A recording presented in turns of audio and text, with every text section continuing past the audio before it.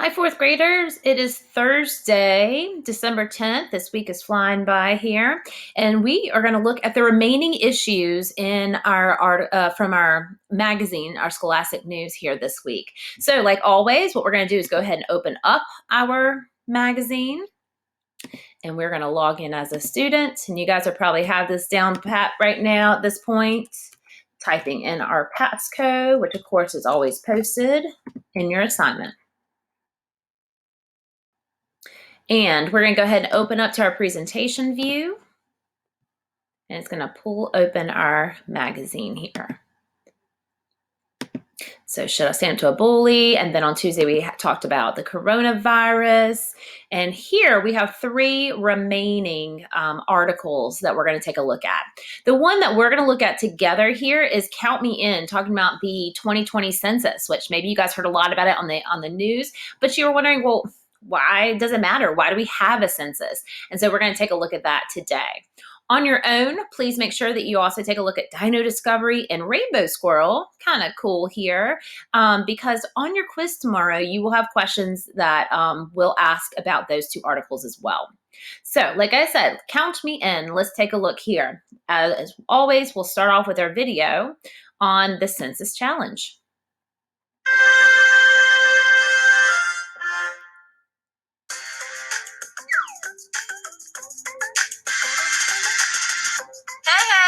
It's Kelvin, and I'm here today to test your knowledge of my favorite thing, the 2020 census. Now, what's the 2020 census? Well, it's when the U.S. Census Bureau counts everyone who lives in the U.S. and its territories. First question. In what year was the first U.S. Census conducted? Was it 1720, 1850, or 1790? If you said 1790, then by George, I think you got it. And by George, I mean George Washington, who was president during the first census. Yeah, my jokes will get better. Maybe. The 2020 census begins in the spring of 2020. So, here's your next question. How often does the U.S. Census Bureau count the entire population of the country? Every year, every 5 years, or every 10 years?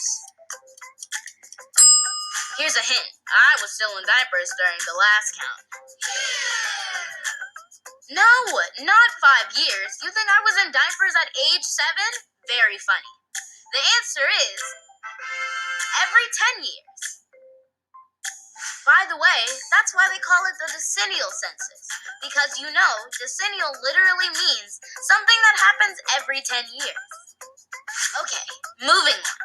About how many people did the U.S. Census Bureau count in the U.S. in 2010? Was it about 209 million, 309 million, or 509 million? The answer is about 309 million.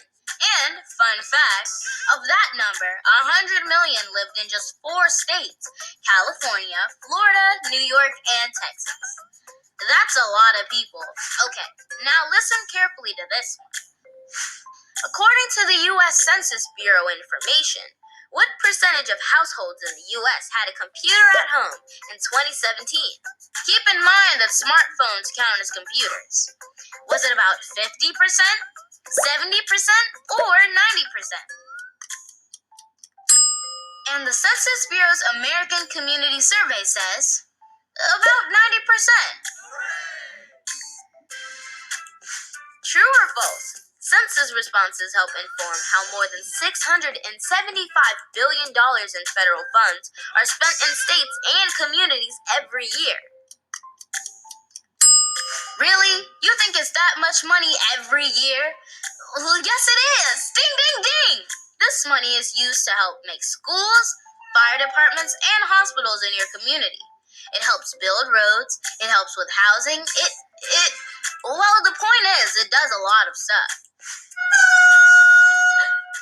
Oh, that sound means our time is up. Congratulations, you won an amazing prize. You've won the chance to be counted in the upcoming census.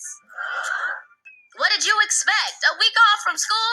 You know what that's called. Spring break. Well, that's it for today. I've got to go. I'm late for gym class. Also, go home today and circle April 1st, 2020 on your calendar. April 1st, 2020 is also Census Day.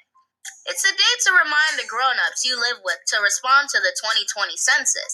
They can respond online, by phone, or by mail. It's easy. So when I ask if someone in your household completed the 2020 census, your answer should be yes. All right, friends. So just learn a little information here about the census and what it was all about here. So I'm going to zoom in on today's article, and let's just go ahead and take a look. This was kind of a reminder of some of the fun facts in this text box over here that was in the video. So it did talk about how George Washington, first president, and that was also the first census that was taken in 1790. As adults, we have 3 separate ways that we could complete our census: mail, internet, or phone. The last census, said that we had approximately 309 million people living in the U.S. And this helps our government decide how and where to spend that $675 billion each year. And he talked about all the different ways they use those funds. Now, also, what was kind of interesting is this kind of goes along with what our election we just had here, because our population also determines how many seats we get in the House of Representatives. So obviously, the more people you have in your state, the more seats you're allowed to have in your House of Representatives. And you can see here, if we zoom in, North Carolina, let me just zoom in a little bit closer here. Okay, you can take a look that we have 13, okay, representatives there. All right. And kind of goes through that little question: which 3 states have the most representatives? Which state has just 1?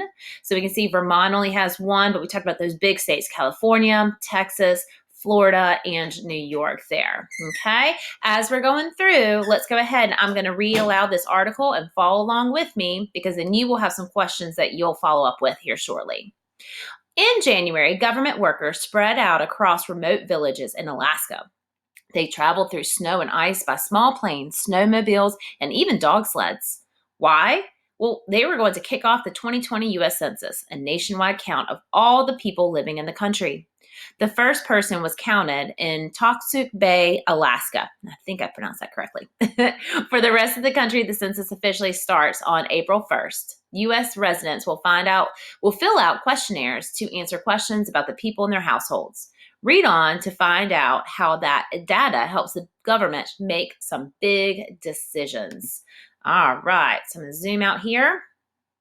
So that's going to kind of give you sort of that information. We learned some of the ways they use that data and how they use the funds collected. So what you need to do is continue on your own and continue reading Dino Discovery and also Rainbow Squirrel. That should be kind of interesting. Love that picture. And when you're done with that, then you can go ahead and take this little quiz here on the growing nation. This is going to focus mostly just on our questions from the 2020 census here. Okay, don't forget to use your magazine. Now, I just want to kind of highlight something a little bit, because tomorrow you're going to take your quiz. Remember that the quiz whiz that you take, okay, is going to cover all of the different articles from this week.